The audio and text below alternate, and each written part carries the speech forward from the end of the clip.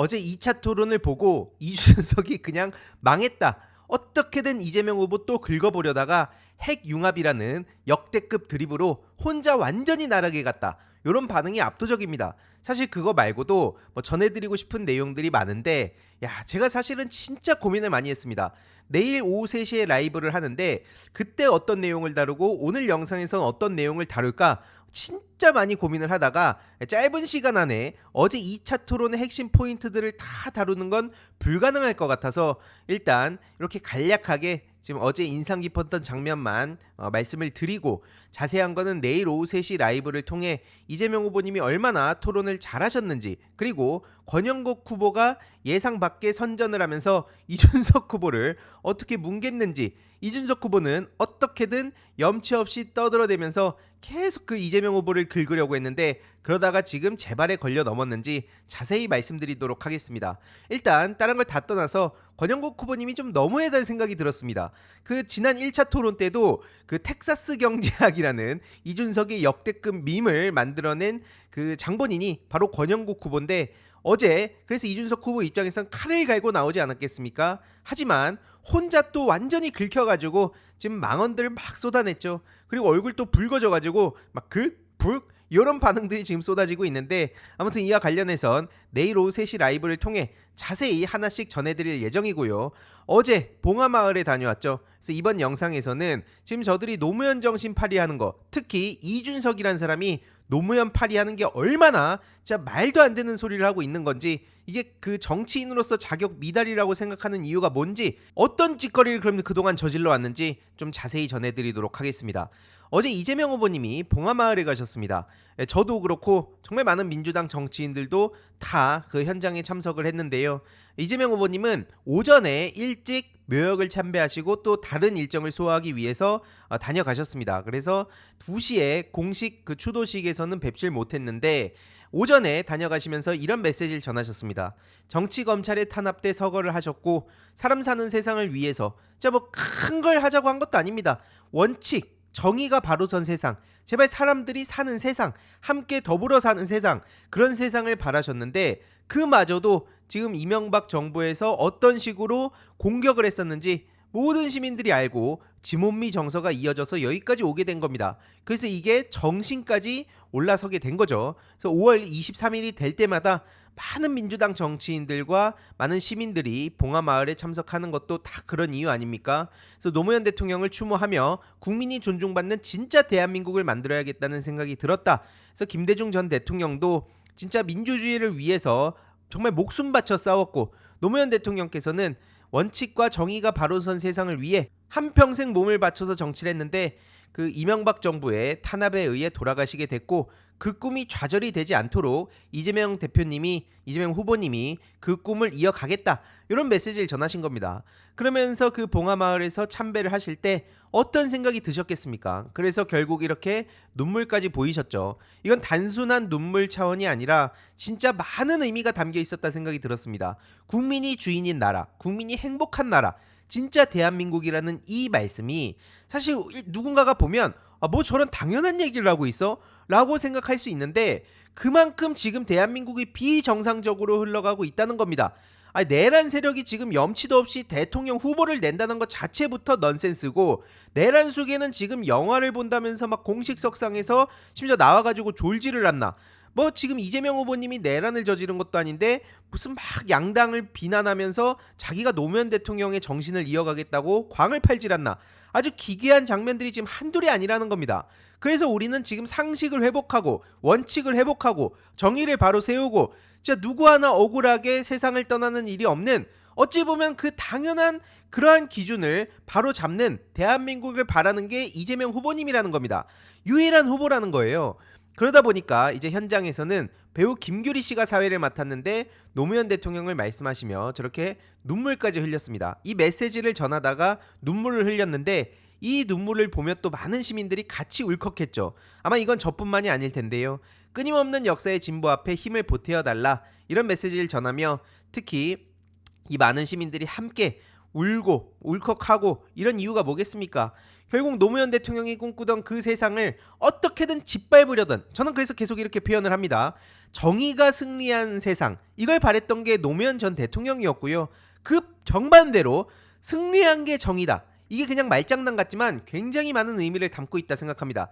승리한 게 정의다라는 건 수단과 방법을 가리지 않고 어떻게든 이기면, 그러면 그 자기들의 그 기준대로 입맛에 맞게 역사를 정의할 수 있으니 일단 이기고 봐라, 요런 세계관을 가진 게 이제 뭐 이명박이라든지 자칭 보수정당, 저 국민의힘 계열의 세계관이죠. 그리고 지금 이준석도 똑같습니다. 맨날 공정한 경쟁 타령을 하지만 실제로 그냥 이기고 보자, 그러면 루저들이 떠들어대는 건 충분히 막을 수 있다, 요런 가치관을 갖고 있다는 겁니다.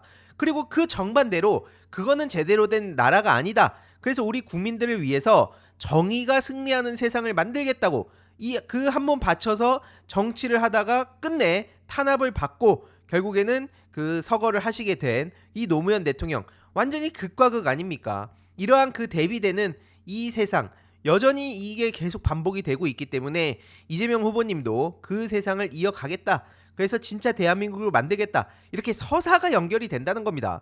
무슨 이준석 같은 인간이 갑자기 튀어나와가지고 노무현 언플한다고 해서 그 노무현 정신을 지키는 것도 아니고, 이따가 뒤에 더 말씀드리겠지만 특히 이준석 따위의 인간이 정치라는 건 저는 더 이상 용납할 수 없다고 계속 말씀을 드리는 겁니다. 왜냐? 지금 저들이 악랄하게 저질러온 짓에 그대로 올라타고 있기 때문입니다. 그러면서 자기는 아닌 척하는 게 더 역겹고 더 문제가 심각하다는 거죠. 계속해서 뭐 세대나 성별을 갈라치고 있는데, 일단 이명박 박근혜 정부 때 어떤 일이 있었는지 다들 아실 겁니다. 그때 배우 김규리 씨도 소위 찍혔다는 거예요. 블랙리스트에 올라가지고 엄청난 탄압과 좌표 찍기로 어마어마한 조롱을 당해왔습니다. 제가 지금 갖고 있는 문제의식하고 딱 연결이 되는 거죠. 이명박 박근혜 그리고 윤석열 정부 때 국가 공권력까지 동원해가지고 한 사람을 저렇게 매도할 수 있구나, 이걸 보여줬다는 겁니다. 배우 김규리 씨한테만 했겠습니까? 앞서 말씀드린 노무현 전 대통령은 물론이고 영향력 있는, 자기들이 생각했을 때 치명적이다 싶은 인물들을 전부 다 겨냥해가지고 그냥 인간 이하의 취급을 했습니다. 온라인에서 어마어마한 짓거리를 저지른 거예요. 아무튼 이건 좀 더 자세한 건 내일 오후 3시 라이브를 통해 전해드릴 예정이고요. 아무튼 배우 김규리 씨 이번에 영화 신명이 나옵니다. 김명신을 뒤집어서 신명이라고 생각하시면 이해가 쉽습니다. 신명 지금 개봉을 곧 앞두고 있는데 영화 대박 나도록 주위에도 많이 알려주시길 바랍니다. 지금 조기 대선이랑 맞물려서 나오다 보니까 이 소식을 모르시는 분들도 계실 수 있는데, 이 소식을 접한 분들은 굉장히 많은 관심을 갖고 있거든요. 특히 앞서 말씀드렸듯이 배우 김규리 씨는 이 블랙리스트까지 올라가지고 부당하게 탄압을 받고 지금 이 순간까지도 공격을 당하고 있습니다. 특히 어제 노무현 대통령을 떠올리면서 또 눈물을 흘렸기 때문에 이 노무현이라는 단어만 들으면 발작을 일으키는 저들이 가만히 두겠습니까?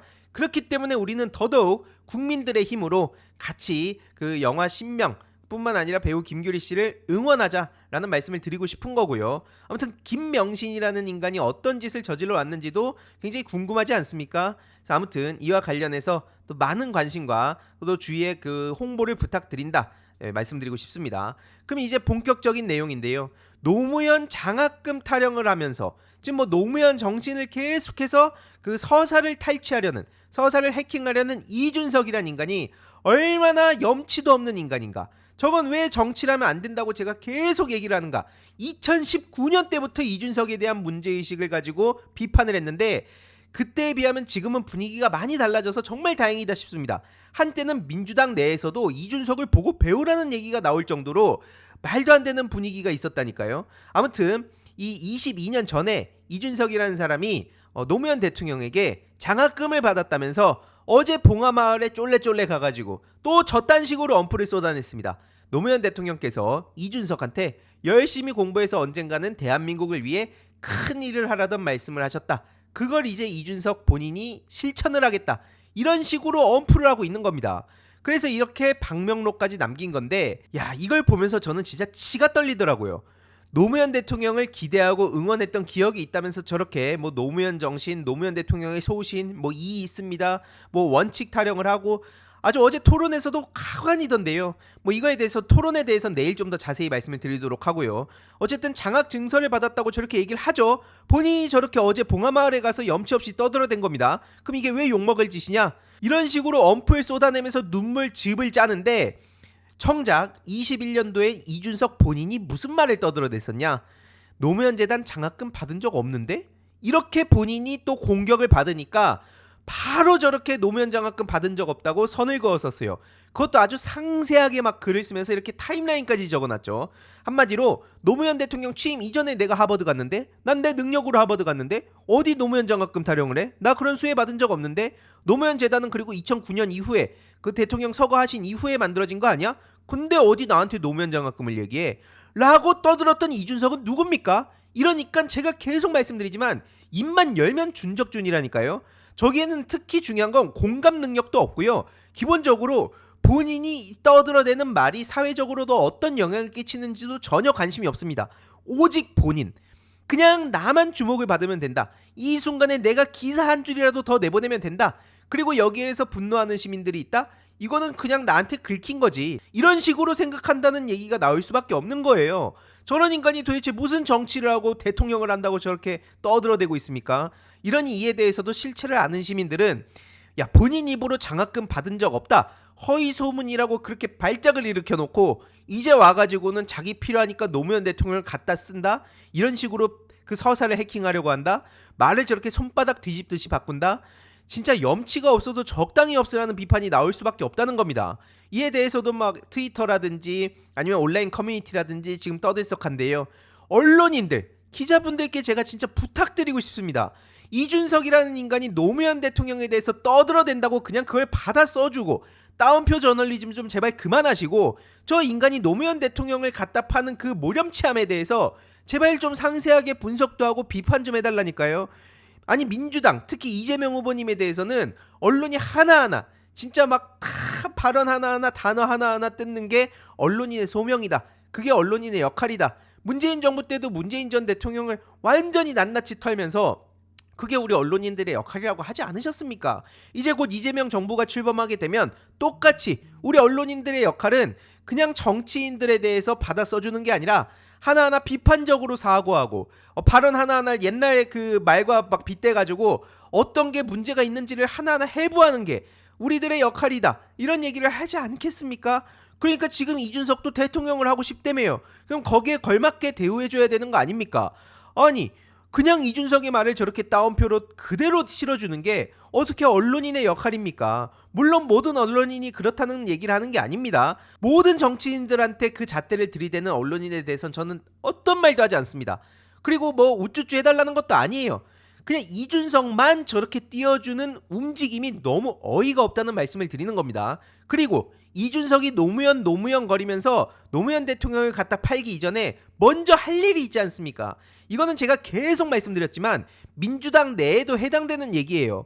민주당에서도 경선 때만 김대중 노무현 정신을 얘기할 게 아니라 온라인 커뮤니티, 특히 일베, fem코, 아카 뭐 이런 데에서 뭐 블라인드 에타 이런 데도 말할 것도 없고요. 노무현 대통령을 어떤 식으로 조롱하는지, 김대중 대통령한테 뭐라고 별명을 갖다 붙이면서 그 정신을 잇겠다는 정치인과 시민들을 조롱하고 희화화하는지를 제발 한 번만이라도 봐달라는 겁니다.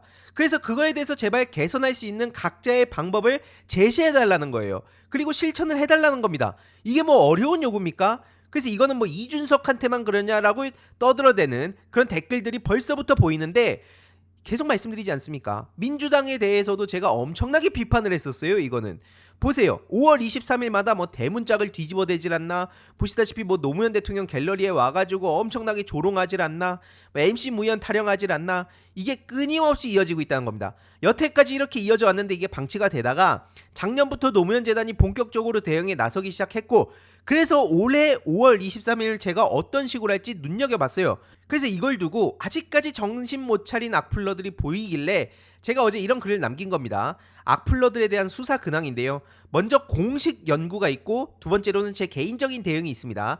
일단 공식 대응에 대해선 6월 중에 정준희 교수님과 미디어 전문가분들의 연구가 마무리가 돼서 이후로 상시 대응 체계를 공식 요청할 예정입니다. 그래서 이건 좀 시간이 걸리죠. 두 번째, 저에 대한 개인적인 그 부모님 패드립이나 아니면 뭐 인신공격, 그 성적인 모욕 뭐 이런 것들이 있어서 요거 이제 법적 대응을 했는데, 그 중에 한 악플러는 합의를 요청해왔습니다. 왜냐?